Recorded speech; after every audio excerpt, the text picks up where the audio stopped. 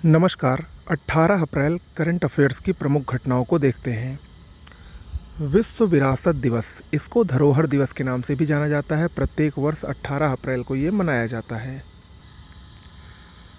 इस वर्ष 2023 में विश्व विरासत दिवस की थीम विरासत परिवर्तन यानी हेरिटेज चेंज रखी गई है। देखिए, दुनिया में बहुत सारे धरोहर स्थल हैं। उन सभी को सजोने के लिए, उन सभी को संरक्षित करने के लिए, उसी के उद्देश्य से प्रत्येक वर्ष विश्व धरोहर दिवस या विश्व विरासत दिवस मनाया जाता है। इस क्रम में अगर हम इसके इतिहास की बात करें तो 1983 में सबसे पहली बार विश्व विरासत दिवस यूनेस्को द्वारा मनाया गया था। अगर हम बात करें भारत में यूनेस्को के द्वारा जो विश्व धरोहर स्थलों को चयनित किया जाता है, तो भारत में वर्तमान में कुल 40 स्थल यूनेस्को की विश्व धरोहर सूची में शामिल हैं, जिसमें आप लोग अधिकतर का नाम जानते ही होंगे। उसमें से कुछ प्रमुख जैसे ताजमहल है, अजंता और एलोरा की गुफाएं हैं, इसके अलावा कंचनजंगा राष्ट्रीय पार्क है, और इसके अलावा खजुराहो के मंदिर हैं, कोणार्क का सूर्य मंदिर है। ये सभी विश्व धरोहर स्थल की सूची में शामिल हैं। अगर हम बात करें तो विश्व में सबसे अधिक जो यूनेस्को के अंतर्गत विश्व धरोहर स्थल की सूची में शामिल हैं वो इटली के स्थल हैं। कुल 58 इटली के स्थलों को विश्व धरोहर की सूची में शामिल किया गया है और वो पूरे विश्व में सबसे ज़्यादा है। ओके, अगली खबर है अमेरिका से। अमेरिका भारत का एक बार फिर से सबसे बड़ा व्यापारिक साझेदार देश बन गया है, और चीन जो कि भारत के साथ सबसे बड़ा व्यापारिक साझेदार हमेशा हुआ करता था, अब वो दूसरे नंबर पर पहुंच गया है। वाणिज्य मंत्रालय के आंकड़ों के अनुसार 2022-23 में भारत और अमेरिका के बीच में व्यापार बढ़ा है, और इसमें कुल 8% की वृद्धि के साथ 2022-23 में भारत और अमेरिका के बीच 128.55 अरब डॉलर का व्यापार हुआ है। वहीं अगर हम बात करें 2022-23 में भारत और चीन के बीच व्यापार की, तो उसमें 1.5% की कमी आई है, और अब भारत और चीन के बीच जो व्यापार है वो 113.83 अरब डॉलर हो गया है, 1.5% की कमी के साथ।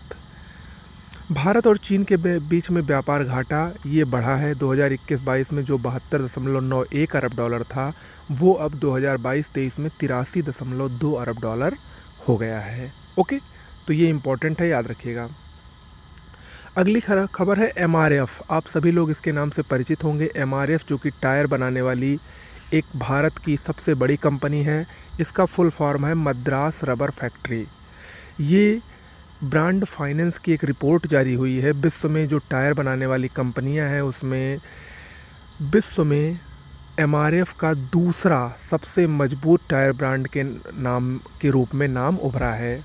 यानी MRF विश्व की दूसरी सबसे मजबूत टायर बनाने वाली ब्रांड बन गई है, और भारत में ये प्रथम है।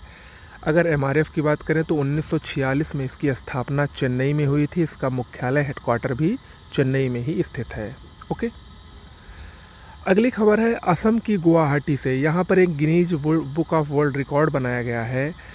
एक ही स्थान पर लगभग 11,000 से अधिक नृत्यकार और ढोल वादकों द्वारा असम के जो पारंपरिक नृत्य है बिहू नृत्य, उसका प्रदर्शन करके Guinness book of world record बनाया गया है। तो याद रखिएगा कहाँ पर बना है, असम के गुवाहाटी में।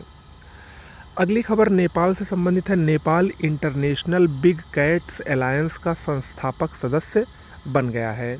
इंटरनेशनल बिग कैट्स अलायंस, जिसकी शुरुआत अभी थोड़े दिन पहले प्रधानमंत्री नरेंद्र मोदी यानी भारत द्वारा की गई थी, और ये 7 बड़ी बिल्लियों की प्रजाति बाघ, शेर, तेंदुआ, हिम तेंदुआ, चीता, जगुआर और प्यूमा, इनके संरक्षण के हेतु ये अलायंस तैयार किया गया है, बनाया गया है।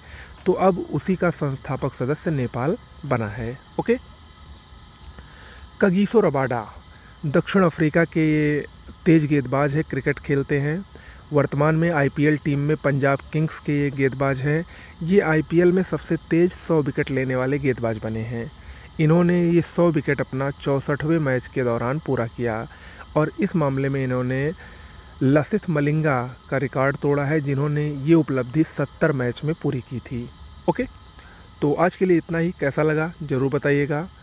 नमस्कार।